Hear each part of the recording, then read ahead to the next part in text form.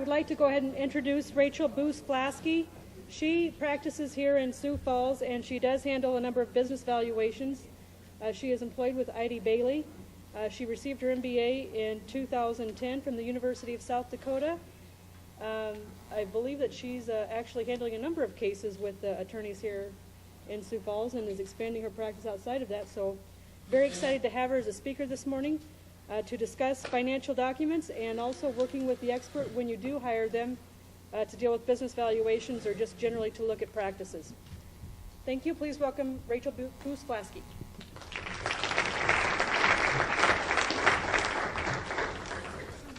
Can everybody hear me okay? Okay.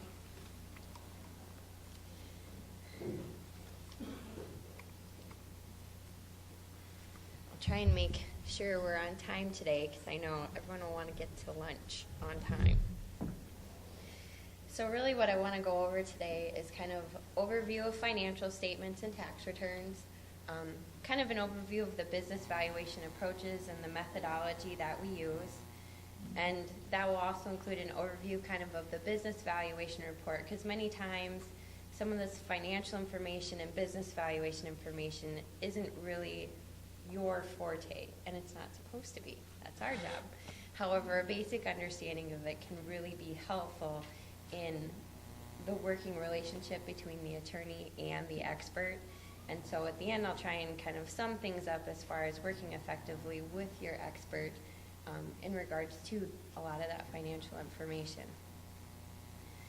So the basic financial statements include a balance sheet and an income statement. Virtually all business appraisal methods, approaches, procedures either use actual or estimated information that's coming from a financial statement. And so in the grand scheme of things, when we are asking for financial statements for the business, these are typically what we're talking about. A balance sheet is what's going to list out all the assets and liabilities owned by a business, and an income statement is hopefully going to list out all revenues, expenses, and net income over a period of time, which is typically a year. Next, I'm going to kind of go through some of the common balance sheet concepts and then some other financial statement concepts that you would generally see come up in a business valuation or business valuation report. And I'm going to kind of breeze through these because really a lot of it is just formula based. You could kind of just refer back to these if you ever need to look at them. It can be a little mind-boggling at first and not make a whole lot of sense, but just having a basic understanding of these when you're looking through or reading a report or maybe deposing or cross-examining another expert witness, having some of this terminology in your pocket can be very helpful. And as far as where some of these numbers are coming from, as part of the information in your packet, there is kind of a handout, kind of thrown together financial statement with information, which is where you'd find this.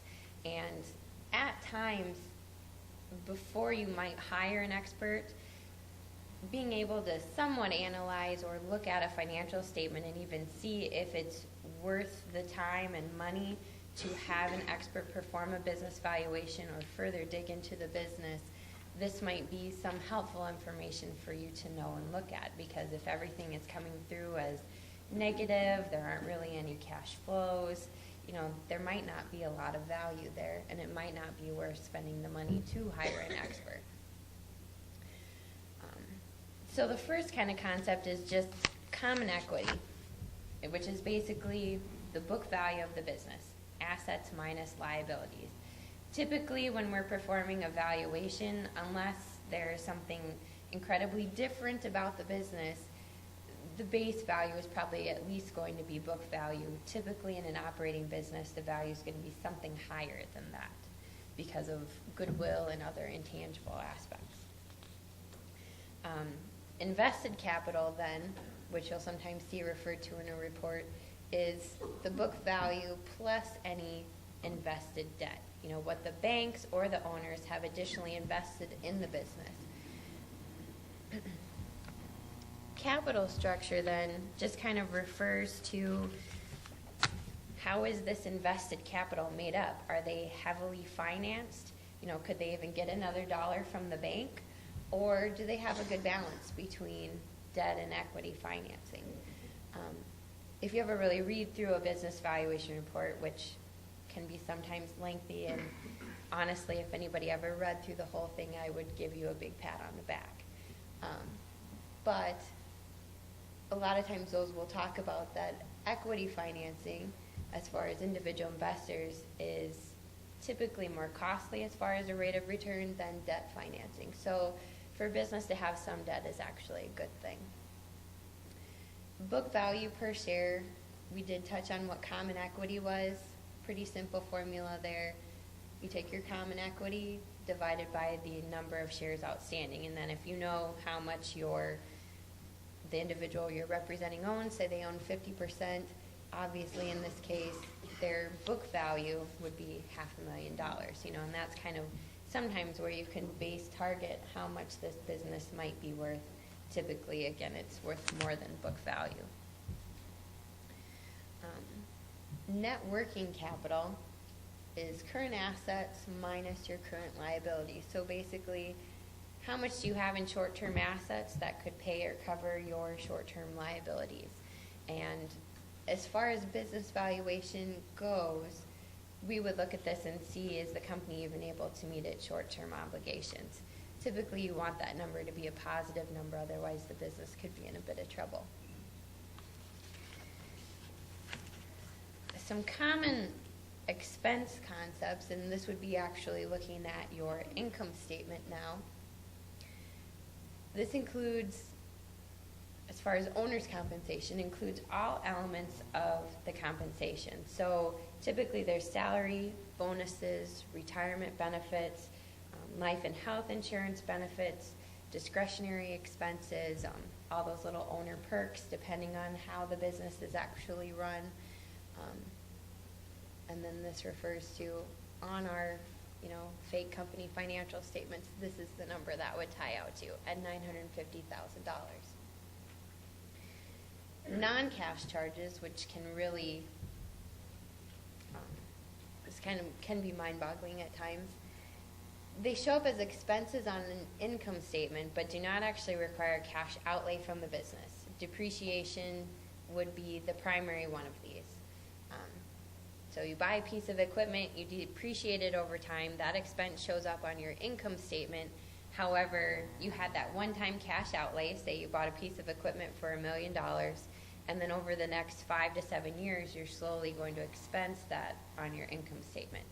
And so you had that original cash outlay, and then over the next several years, you have this non-cash expense showing up on your income statement. So as you'll see on the next few slides, that's something that commonly is added back when determining the actual cash flow of the business. Sales or net revenues are pretty straightforward, right on the top of your income statement. Typically when we're doing a valuation, when we're looking at market multiples or comparative sales in the marketplace, occasionally there will be a multiple of revenues as far as in helping us determine what a business is worth. And so sales can be a good indicator as far as value depending on the rules of thumb of the industry. It kind of varies industry by industry. So just looking at sales alone, this business has $60 million worth of sale. It must be $60 million in sales must be worth a lot isn't always the best indicator depending on what industry you're talking about.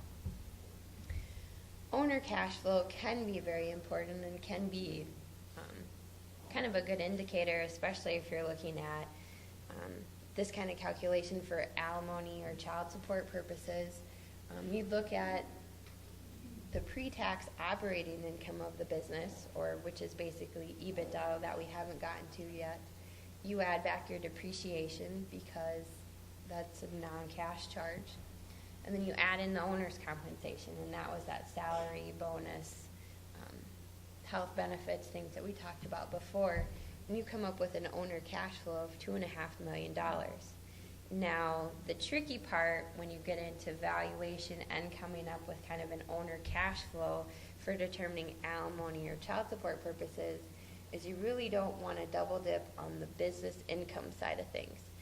Some of these items on occasion will be taken into account in the business value, and some of the items won't. So say maybe the owner's compensation. And so if you account for both of them in an alimony or child support calculation, there might be some sort of double dipping going on. So it's important, if you are working with an expert, to make sure that you clearly understand what earnings or cash flow are represented in the business value, so that way they're not being represented again in some sort of alimony calculation. The different levels of economic income that you'll commonly see in a business valuation, the most common one as far as being able to apply some sort of market multiple, typically you'll hear people talk about a multiple of EBITDA, which essentially is earnings of the business before interest, taxes, depreciation, and amortization. So basically before non-cash charges, before tax affecting, and before any sort of debt payments are made, interest payments on that debt. Gross cash flow, which is essentially cash flow to equity, involves net income plus the non-cash charges, and that gets you to your gross cash flow. The reason why we say this is more of a true cash flow to equity is because depending on the type of business, you're typically going to have to pay some sort of tax at some level, whether it's the corporation's paying tax on its own earnings or the earnings are being passed through to the individual owners. And so when we're talking about cash flow to equity, we're talking about cash flow to the individual shareholders. And so this gross cash flow number is something you'll typically see in a valuation. You may also see the EBITDA when we're doing some sort of market multiple. You may also see EBITDA more often when the company that you're valuing has a lot of debt. And so you will value the company based on the value of its equity and debt, and then to get to the value to the shareholders, you then subtract the debt. So these are both common things that you would see discussed in a valuation. Debt-free net income then, which is kind of an expansion of what I just talked about, is your net income plus your interest expense. And so that's kind of, if you were to back into things, you would take your net income and add back any interest expense. And using the debt-free measures can really be helpful when, say, your company has a lot of debt, is highly leveraged, and most other companies, that drafts were discoverable. Now, drafts that are made in the normal course of our work product are not discoverable. Also, any drafts that we share with the attorney, so long as the attorney doesn't mark on them and say, here change this, here change this, here change this, those are no longer discoverable as well. And so it's also important at the beginning of your engagement, when you hire your expert, make sure you clearly establish how you prefer your communications. Do you want documents emailed? Or would you prefer that your expert just call with any information? Do you want your expert to be making any notes, or would you prefer they just don't make those? Because those are all things that are discoverable.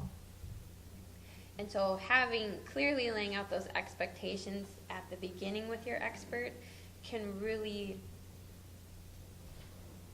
kind of reduce the problem areas you might run into if your case does proceed to trial. It's also important to get your expert involved in the discovery process. In preparing your discovery requests, they can, and I believe in your handout information, there is kind of I threw out there a preliminary document request, that you would probably want to include in your first set of interrogatories as far as business information is concerned. But including your expert in this discovery process, you can obviously ask for the information you might need up front rather than sending out additional discovery requests, and not getting the information your expert needs right away to get their part of this job done. It can also be helpful to include them in preparing any deposition and interrogatory questions. There might be technical questions or questions that the owner really hasn't been forthright about that the business appraiser needs in order to complete their valuation, or might need in order to effectively evaluate the other expert's valuation that you might not know because you don't have that technical background. It can also be helpful to have your expert at the opposing expert's deposition, to be there to have any questions to ask, or if they, maybe they went down a path and because you don't have that background technical knowledge on valuation or accounting, you might not have known to expand on that question. So having them there can really help get the information out that you need. Also, they can be helpful as far as helping you prepare effective cross-examination, or helping you evaluate the other expert's report, and whether that might just be kind of an oral evaluation or a written one. We have done both. And obviously your expert is also there to help provide rebuttal testimony. So now I'll open it up if you guys have any questions. I know it was a lot of information in a short period of time.